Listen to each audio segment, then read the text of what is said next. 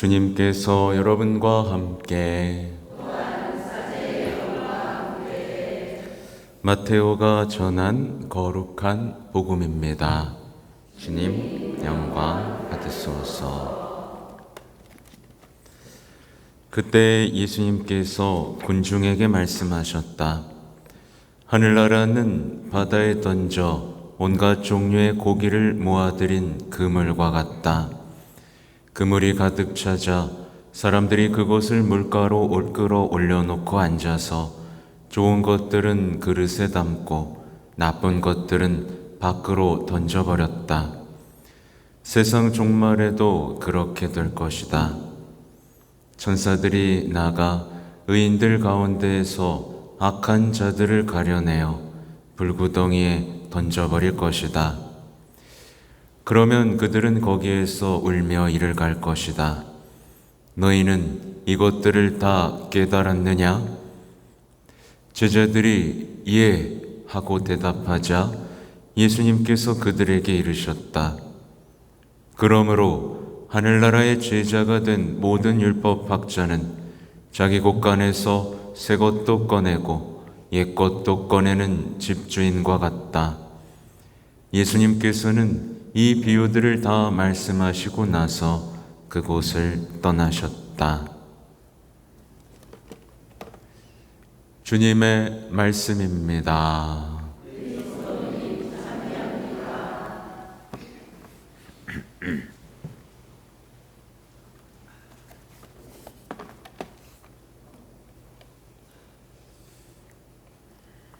전미 예수님, 네, 컨디션이 좀 안 좋아서 마스크를 썼습니다. 여러분이 가까이 갈 때는 마스크를 쓰고 가겠습니다. 네, 예레미야서부터 보면 이게 바로 우리와 하느님과의 차이입니다. 그렇죠, 그죠? 우리는 조선시대만도 못한 신앙의 시대를 살고 있죠. 그 당시에는 천주님을 배신할 수 없어.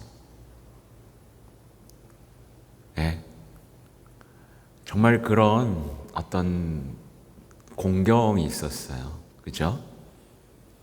어떤 비교가 안 되죠. 지금은 내 맘이에요. 이렇게 그냥 다 나를 맞춰줘야 되는 천주님이라는 개념 자체가 하나님 자리에 내가 앉아있는 근데 이제 화답성 보시면 너희는 제후들을 믿지 마라. 인간은 너희를 구원하지 못한다. 인간은 구원하지 못합니다. 속지 마시마. 그죠? 속지 말아야 돼요. 인간의 이성은 지금 온 세상에 뭔가를 지금 주장하고 있는데요. 인간이 만들어낸 생각, 어떤 사상, 이런 것들은 인간을 구원하지 못합니다. 아무튼 우리는 어떤 하나님과의 나와의 관계 질서부터 바로잡는 게 중요하겠죠. 아무튼 어제는 수영장을 설치했는데요. 다시 설명서를 읽어야만 했는데 읽었더니 아주 쉽고 빠르게 설치를 할 수 있었어요. 봉에다가 베이비 파우더까지 바르는 난리를 치면서 왜냐하면 그게 나중에 분해할 때 완전히 쩍 붙어가지고 안 떨어지거든요. 그리고 한쪽 방향으로 했을 때 아주 쉽게 결합이 되는 체험도 했고요. 인생에도 설명서가 있습니다. 읽으셨나 모르겠어요. 바로 복음이죠. 그래서 복음을 여러분의 힘으로 잘 읽고 이해하지 못하면 아주 인생은 고생길이 됩니다. 아주 고생스럽죠. 근데 사람들이 자꾸 그런 현상이 나타나는 거죠. 하느님에게서 내 인생을 새롭게 할 그 생명, 길을 찾는 게 아니라 자꾸 사람에게 의지하고, 그죠? 예. 아무튼 빠를 순 있지만 복음을 안 따르면 뭔가 빠르고 잘 되는 것 같은 착각에 빠지겠지만 나중엔 반드시 큰 문제가 생기고 그것 때문에 아주 평생을 고생하게 됩니다. 아마 인생을 어느 정도 사신 분들이라면 아마 다 동의하실 거예요. 끝이 좋지가 않습니다. 끝이 안 좋아요. 특히 그걸 봐야 돼요. 여러분 세상에 유행하는 어떤 이론들, 사상들을 볼 때 그 사상을 주장했던 사람들의 인생이 어땠는지를 봐야 되는데, 예전에 한번 철학 시간에 무신론 쪽으로 주장했던 어떤 현대 철학자들 대부분 마지막에 성병 걸리고 막 비명 지르면서 다 죽었습니다. 네, 가족 없어요. 네, 행복하게 죽은 사람 아무도 없어요. 네, 끝이 안 좋습니다. 아무튼 오늘 이 얘기를 하려고 했는데 써놨으니까, 특히 성에 대해서 관대해지고, 올림픽 얘기죠. 쾌락을 하느님 자리에 두고 이성을 우상화하고 내가 생각할 땐 이래 라고 습관적으로 말한다면 삶이 제대로 돌아갈 수가 없습니다. 또 오늘 할 얘기는요, 하늘나라에 대한 얘기예요. 왜냐하면 오늘 복음이 바로 하늘나라에 관한 비유 마지막이기 때문에 그래요. 그래서 여러분 이렇게 대답할 수 있어요? 너희들이 이것들을 다 깨달았느냐? 왜 그렇게 쳐다봐요? 여러분 그동안 비유 설명한 거 다 깨달았습니까? 어떻게 종합을 해드리려고 왔어요. 그러니까 예수님은 이 모든 것들을, 그러니까 씨 뿌리는 사람의 비유에서부터 쫙 다 하시고 가신 거예요. 너희들은 다 이것들 이해했느냐? 이거 이해 못하면 우리는 큰일 나요. 이 시대는 정말 하나님 나라에 관한 말씀이 필요해요. 정말 이해할 때까지 해야 돼요. 이거는요. 하늘을 바라보고 정말 이 세상에서 하나님의 사랑을 발견할 수 있는 눈은 하늘나라에 대해서 배워야만 가능합니다. 인내, 선행, 하늘나라를 보지 못하는 사람이 뭘 참아요? 못 참아. 그죠? 선행 왜 해요? 이 시대는 하늘나라를 더 얘기해야 되고요. 정말 하늘나라를 사는 사람이 정말 많이 필요합니다. 그래서 보면 예수님께서 그 많은 하늘나라의 비유를 설명하실 때의 표정 떠올려 보십시오. 얘들아, 하늘나라는 그리고 아주 친절하게 제자들이 지금 어떻게 했어요? 모아놨어요. 모아놨죠, 그죠? 아마 여기저기서 말씀하셨을 텐데 친절하게도 모아놨어요. 마태복음에서는요. 중요하니까 이걸 이해해야 된다. 그래서 우리한테도 물어보는 거예요. 너희는 이것들을 다 깨달았느냐?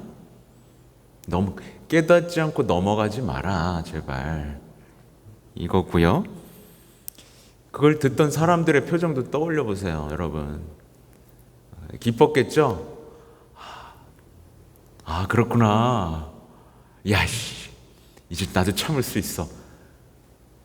그래, 나도 열매 맺고 말 거야. 나 좋은 땅 될 거야. 아유, 난 나쁜 물고기로 되면 안 되는데. 막 이런 생각들을 하면서 막 서로 얘기하면서, 여러분 제가 강론하고 나면 서로 얘기해요. 야, 나는 말이야, 막 이러면서 뭐 먹을까? 나는 말이야.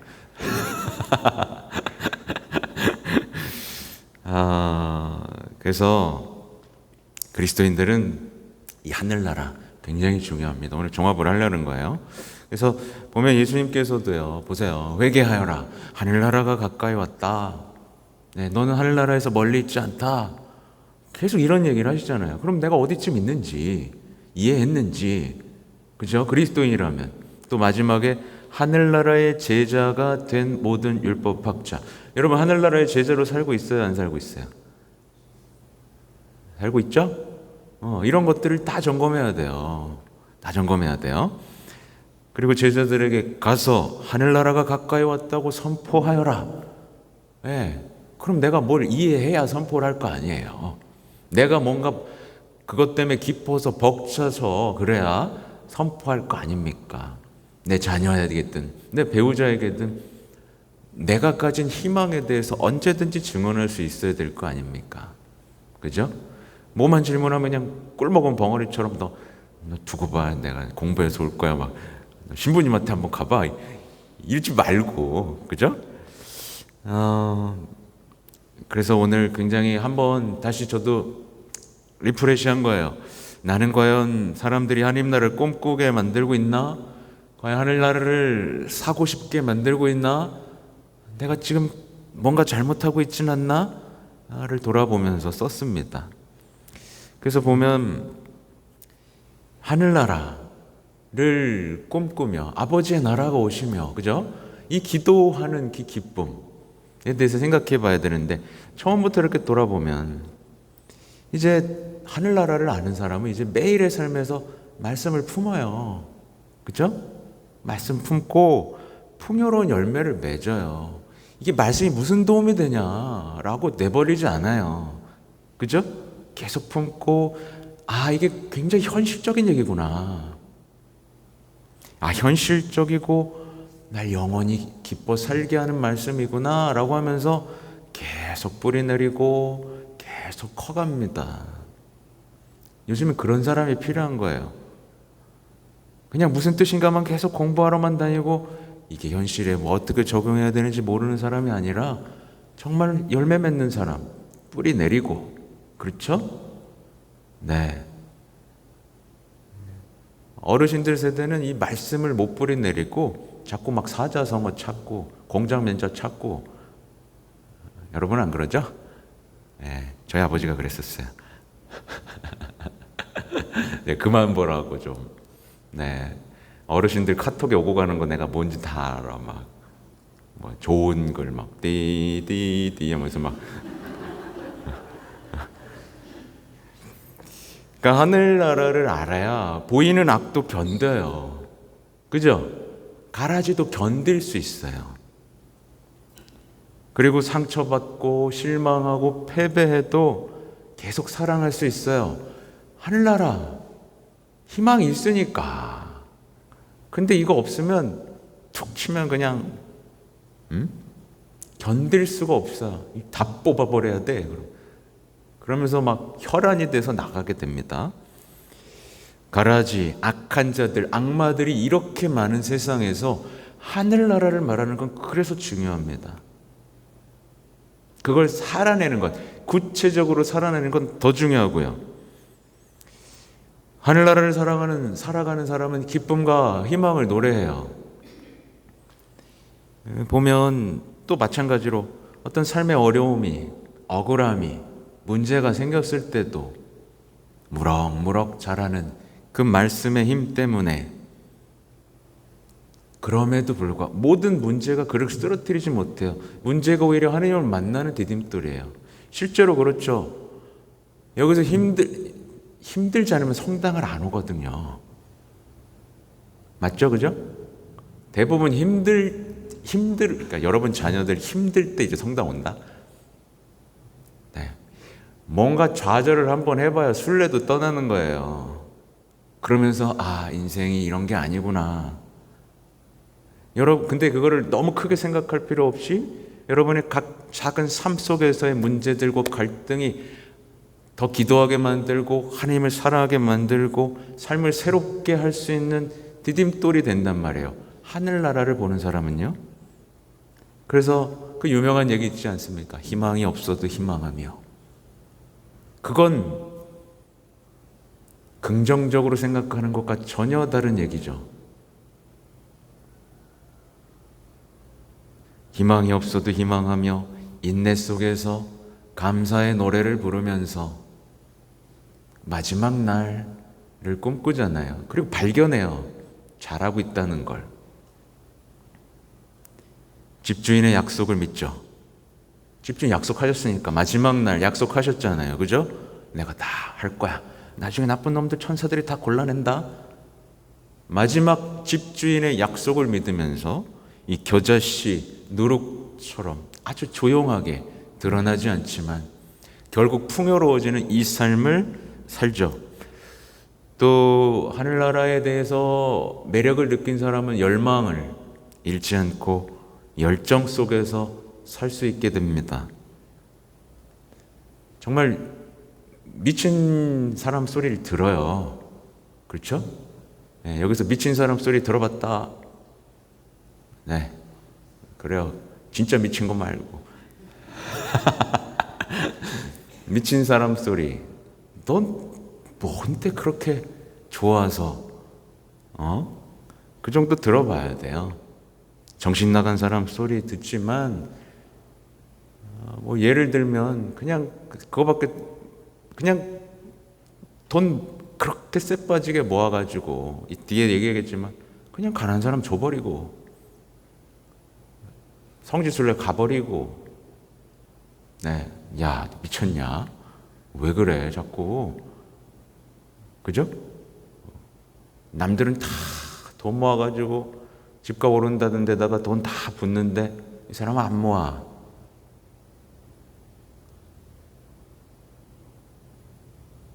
평범한 물고기 같아요. 바닷속에 평범한 물고기 다 비슷해 보입니다. 근데 천사들은 딱 알아보죠. 우리도 서로 알아볼 수 있어요. 여러분, 분명한 선행 속에서 천사들이 보도록 환한 빛을 내는 영혼들이 분명히 이 세상에 있습니다. 근데 그냥 보면 영혼에 어둡고 악취가 나는 영혼들이 있어요. 천사들은 바로 골라냅니다. 과연 나는 지금 어떤 물고기인가를 잘 봐야 돼요. 오늘 복음을 보십시오. 골라내는 기준은 여러분이 아니고 세상도 아니고 천사입니다. 과연 나는 이 천사가 나를 봤을 때 어떤 사람인지 정말 분명히 봐야 되죠. 그래서 아주 좀 구체적으로 써봤어요. 이미 얘기했지만 누군가는요 가진 것을 다 파는데 누군가는 돈을 그냥 모아요. 그래서 자기가 사고 싶은 거 다 삽니다. 차 사고 집 사고 스마트폰 바꾸고 또 바꾸고 또 바꾸고 또 새 거 나오면 또 바꾸고. 근데 아까 말한 것처럼 그리스도인들은 가질 거 다 팔아 이웃을 돕고 성지 방문하고 평화의 건설자가 되고 순례자로 삽니다. 어떤 사람은 시간을 잘게 쪼개 쓰죠. 자신을 위해서만 써요. 자신의 성공, 자신의 안락한 시간을 위해서 주일마저도 자신을 위해서만 씁니다. 근데 시간을 다 팔아. 시간을 다 팔아. 좀 더 기도합니다. 하늘나라를 아는 사람은요. 그걸 기도하는데 다 써버립니다. 그 기도를 통해 세상에 평화를 가져오고 세상을 하늘나라로 바꾸는 사람. 가진 것을 다 팔아요. 시간마저도 팝니다. 누군가는 더 맛있는 것을 찾아서 배 채울 궁리를 하지만 하늘나라를 아는 사람은 단식하죠. 먹을 것을 다 팔아 성모님께 조금이라도 힘을 보탭니다. 하늘나라를 완성하기 위한 평화, 죄인들의 회개를 위한 희생들을 바칩니다. 다 팔아요. 나를 위해 쓰지 않아요. 왜? 발견했으니까.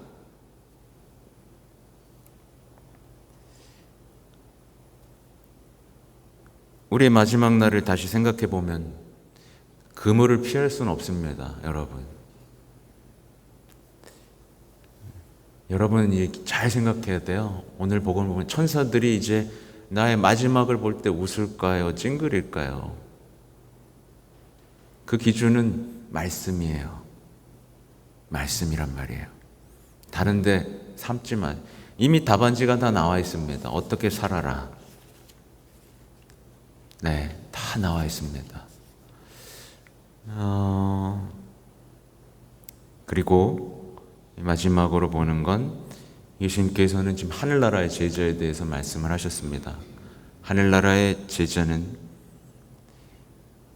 자기 곳간에서 새 것도 꺼내고 옛 것도 꺼내는 집주인과 같다. 하늘나라의 제자는 성경을 하늘나라를 위한 곳간으로 쓸 줄 압니다. 여러분 쓸 줄 알아요? 옛 곳간에서도 새 곳간에서도 하늘나라를 위해 언제든지 힘들다. 그래. 이 말씀이야. 할 줄 알아요?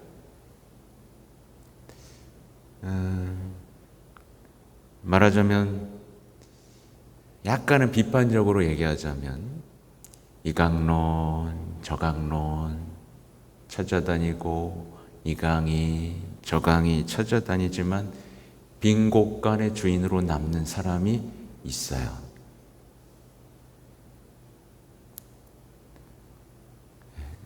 정작 강론을 들어. 근데 본인은 묵상할 줄 몰라. 그러면 정말 큰일인 거예요. 그렇죠? 먼저 내가 지금 말씀을 사랑하는지 정말 잘 듣고 묵상하고 이해하고 이 하느님의 말씀에서 삶을 충만하게 할 그 기쁨을 끌어올리고 나눠주고 할 수 있는 하늘나라의 제자로 살고 있는지를 정말 봐야 됩니다. 그렇죠? 이게 없으면 아무 소용이 없어요. 근데 제가 좀 부탁을 드리자면 그와 관련해서 부탁을 드리는 거예요. 내가 보면 가끔 이제 댓글창을 닫아버릴까도 생각하는데 어떨 때는 어떤 경우는 정말 그냥 여러분 댓글 써요, 안 써요? 보통 안 써요. 네. 근데 이제 여러분 좀 부탁을 드리면 그냥 한두 줄 쓰세요, 그냥. 왜냐하면 그게 선교에 도움이 됩니다. 선교에 도움이 됩니다. 그래야 새로운 사람들한테도 노출도 되고 또 여러분의 기쁨과 감사를 거기 적었을 때 어떤 이상한 댓글을 막는 선한 영향력도 미칠 수 있어요.